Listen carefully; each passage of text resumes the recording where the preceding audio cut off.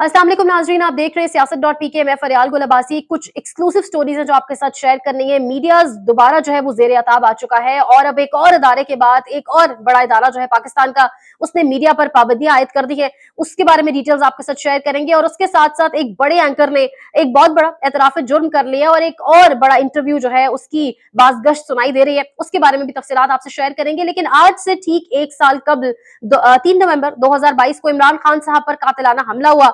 Chairman PTI पर दिन दहाड़े कातिलाना हमला हुआ। पाकिस्तान का सबसे ज्यादा पॉपुलर लीडर और सबसे ज्यादा जिस पॉपुलर लीडर का वोट बैंक है उसके ऊपर दिन दहाड़े हमला किया गया। लेकिन उसकी कोई तहकीकात, एक साल गुजरने के बावजूद भी, इस वाकये को एक साल गुजरने के बावजूद भी हम देखते हैं कि कोई तहकीकात, कोई प्रोग्रेस इसमें दिखाई नहीं दी। और उसके बरक्स इमरान खान साहब पर 200 से जायद मुकदमा, 200 से जायद केसेस बनाए गए और वो जिस स्पीड से चल रहे हैं और उनके फैसले जिस तरह से आ रहे हैं वो हमारे सामने है। लेकिन उनके कत्ल की तहकीकात, उसमें कोई पेशरफ्त नहीं दिखाई दी। आगे बढ़ते हैं। सबसे पहले बात करते हैं कि चीफ जस्टिस काजी फायद ईसा साहब की आज अहम तरीन रिमार्क्स। और पाकिस्तान में एक एक करके तमाम इदारे जो हैं वो मीडिया पर जिस तरीके से पाबंदियां आयद कर रहे हैं वो हमारे सामने। आज काजी फायद ईसा साहब ने कहा कि मीडिया जो है वो खदशात का लफ्ज इस्तेमाल ना करे। खदशात का लफ्ज जब भी वो इलेक्शन रिपोर्टिंग करे तो उसमें खदशात का लफ्ज बिल्कुल इस्तेमाल ना करे। और काजी फायद ईसा साहब ने सिर्फ इतना ही नहीं, उन्होंने कहा कि जिस मीडिया एंकर को लगता है कि खदशा है या इलेक्शन नहीं होंगे तो वो घर बैठे और घर पे बीवी से ये बात करे, मीडिया पर इस चीज से मुतालिक रिपोर्ट ना करे। तो सवाल ये उठता है काजी फायद ईसा साहब से पूछने वाली बात ये है कि जो खदशात का लफ्ज इस्तेमाल किया जाता है इसके पीछे एक पूरी कहानी है, इसके पीछे एक पूरा कॉन्टेक्स्ट है, एक बैकग्राउंड है जिसकी बिना पर यह लफ्ज इस्तेमाल किया जाता है। काजी फायद ईसा साहब क्या उन लोगों को कटहरे में लाके खड़ा करेंगे जिन्होंने 14 मई को इलेक्शन पंजाब और केपीके में नहीं करवाए, जिन्होंने 14 मई 2023 को अदालती अहकामात को हवा में उड़ा दिया, जिन्होंने आइन को रद्दी की टोकरी में फेंक दिया। अगर काजी फायद ईसा साहब आज उनसे सवाल पूछते हैं, अगर आज उनको कटहरे में लाते, अगर आज उनका एहतसाब करते हैं तो ठीक है, ये खदशात का लफ्ज नहीं इस्तेमाल किया जाएगा। और पाकिस्तान के जितने भी बड़े बड़े तज्जियाकार हैं, हबीब अकरम समेत, उन सबको लगता है, कल जब इलेक्शन का ऐलान हुआ उसके बाद भी सबको लगता है कि इलेक्शंस के ऊपर जो है वो गहरे सया बादल छाए हुए हैं और इलेक्शंस का इनेकाद अब भी जो तारीख बताई जा रही है उस पर नहीं होगा। और उसके पीछे यही पूरा कॉन्टेक्स्ट है, उसके पीछे यही पूरा बैकग्राउंड है। क्या चीफ इलेक्शन कमिश्नर को जवाबदेह करेगा या कोई उनको अदालत में बुलाएगा कि उन्होंने इलेक्शन वक्त पर क्यों नहीं कराए, या इलेक्शंस की जो एक आईनी मुद्दत थी जो 90 रोज से इलेक्शंस एक्सीड कर गए हैं उसका जवाब कौन देगा। आज तो सब कह रहे हैं कि सदर पाकिस्तान आरिफ अलवी का इख्तियार है और वो तारीख दे सकते हैं, लेकिन उनसे कौन सवाल करेगा जो कहते थे कि सदर पाकिस्तान का कोई इख्तियार नहीं है और जो कहते थे कि हम सदर पाकिस्तान से किसी किस्म की मुलाकात इलेक्शंस की तारीख के हवाले से नहीं करेंगे। तो काजी फायद ईसा साहब अगर चाहते हैं कि मीडिया ये लफ्ज खदशात ना इस्तेमाल करे तो इस चीज को दूर करने के लिए और ये जो एक गलत फहमी पैदा हुई है इसको दूर करने के लिए अदालतों को अपना लोहा मनवाना होगा, अदालतों को अपने अहकामात पर अमल करवाना होगा।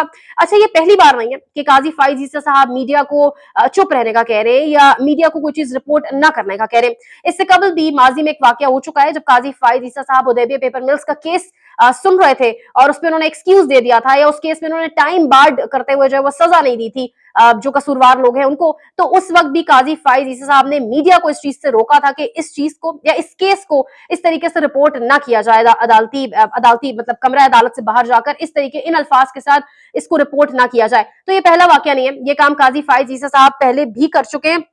लेकिन सवाल वही उठता है कि इसके पीछे कोई कॉन्टेक्स्ट है, इसके पीछे एक पूरा बैकग्राउंड है और अगर अदालत चाहती है कि खदशात का लफ्ज ना इस्तेमाल किया जाए तो फिर अदालत को ये मेक श्योर करना होगा कि वाकई इंतखाबात अपने मुकर्ररा वक्त पर होंगे और इससे पहले जो आइन को जो रद्दी की टोकरी में फेंका गया उन लोगों का एहतसाब होगा और उन लोगों को सख्त से सख्त सजा दी जाएगी।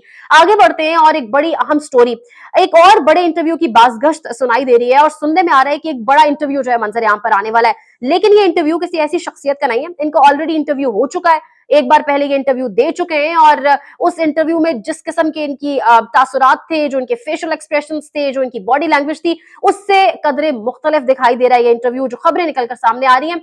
और इसके साथ साथ एक बहुत बड़े एंकर का प्राइम टाइम पे बैठते हैं जी, वो प्राइम टेलीविजन के ऊपर एक बड़ा इंकशाफ उन्होंने सामने आया है और उन्होंने एतराफ जुर्म कर लिया है। उस पर बात करेंगे। मंसूर अली खान साहब ने अपने वीलॉग में जिक्र किया है कामरान शाहिद साहब के बारे में कि उन्होंने एक बड़ा एतराफ जुर्म किया है। उससे पहले बात कर लेते हैं इंटरव्यू की। सदाकत अब्बासी का इंटरव्यू रिकॉर्ड हो गया है, कहा जा रहा है जियो टीवी के ऊपर इसको ऑन एयर किया जाएगा गालिबन हफ्ते वाले रोज, और सलीम साफी के साथ इंटरव्यू जो है वो रिकॉर्ड हुआ है। इस इंटरव्यू की रिकॉर्डिंग में जो चीज मुख्तलिफ है पिछले इंटरव्यू से कि सदाकत अब्बासी ने अपने कपड़े पहन रखे थे, सदाकत अब्बासी की बॉडी लैंग्वेज बहुत बेहतर थी, और पिछले इंटरव्यू में जो आदिल शाहजेब के साथ हुआ था उसमें सदाकत अब्बासी को आदिल शाहजेब ही लेकर आए थे। पिक एंड ड्रॉप की जो सर्विस है वो उन्होंने प्रोवाइड की थी। इस इंटरव्यू में खुद से सदाकत अब्बासी साहब अपनी गाड़ी ड्राइव करके आए हैं, कपड़े उन्होंने अपने पहने हुए थे, उन्हें ऑलरेडी सारा आप कह लें कंटेंट पता था कि उन्होंने किस किस चीज पे बात करनी है, कंटेंट वही था जो पिछले इंटरव्यू में था। लेकिन सदाकत अब्बासी काफी कॉन्फिडेंट दिखाई दिए और इस इंटरव्यू में सबसे मुख्तलिफ बात मंसूर अली खान के मुताबिक ये थी कि आदिल शाहजेब ने जो इंटरव्यू कंडक्ट किया था उसमें कैमरामैन और सारी टीम के अलावा कुछ और लोग भी मौजूद थे स्टूडियो में,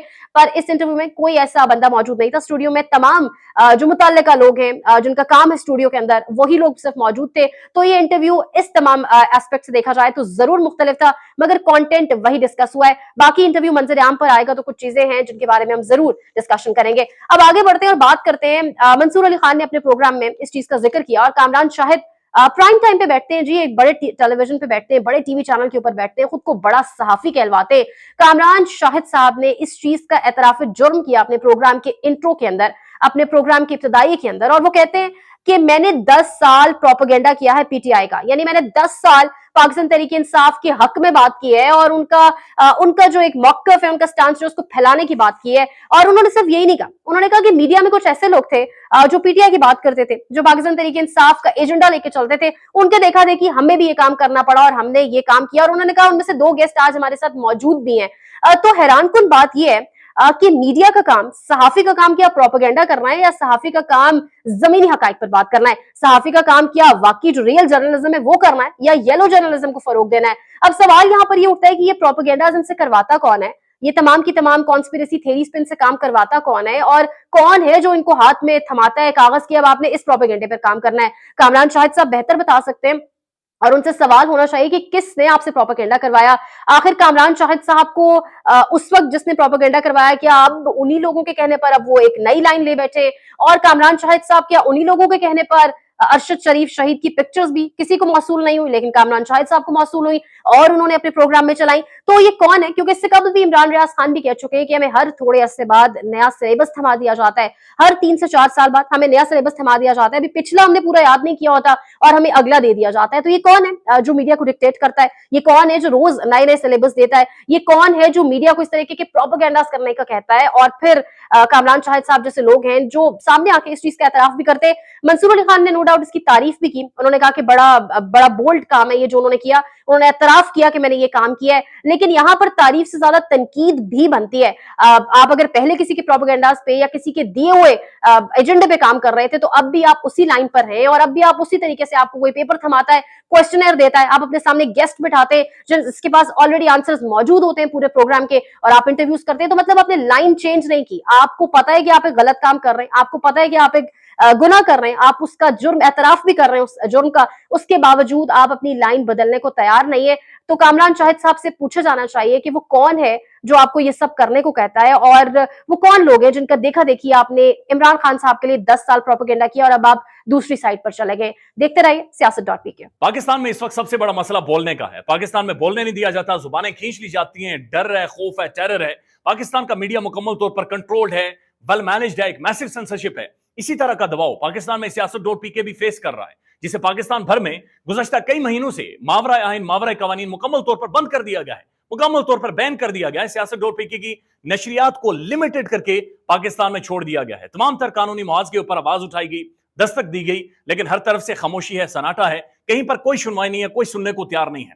लेकिन इसका हल क्या है? क्या खामोश हो जाए? क्या सवाल ना करें? क्या मालूमात आप तक ना पहुंचाएं? क्या इंफॉर्मेशन आप तक ना पहुंचाएं? मालूमात भी पहुंचेगी, इंफॉर्मेशन भी पहुंचेगी, सवालात भी उठेंगे, लेकिन अब आपने रोल प्ले करना है, आपने अपना किरदार अदा करना है। और छोटा सा एक प्रोसीजर है, प्रोसेस है, उसके बाद आप अपना किरदार अदा करें और हमारी मदद करें। पहले आपने यह करना है कि हमारे YouTube चैनल को सब्सक्राइब करना है, उसके बाद ज्वाइन के बटन के ऊपर जाना है, क्लिक करके हमारा मेंबर बनना है। या फिर दूसरा ऑप्शन यह है कि आपने वीडियो की डिस्क्रिप्शन में जाना है, वहां पर पैट्रियन का लिंक मौजूद होगा, उस लिंक के ऊपर क्लिक करें और हमें सपोर्ट करें, हमारा हिस्सा बने, हमारी ताकत बने। ख्याल रखिएगा। अल्लाह हाफिज।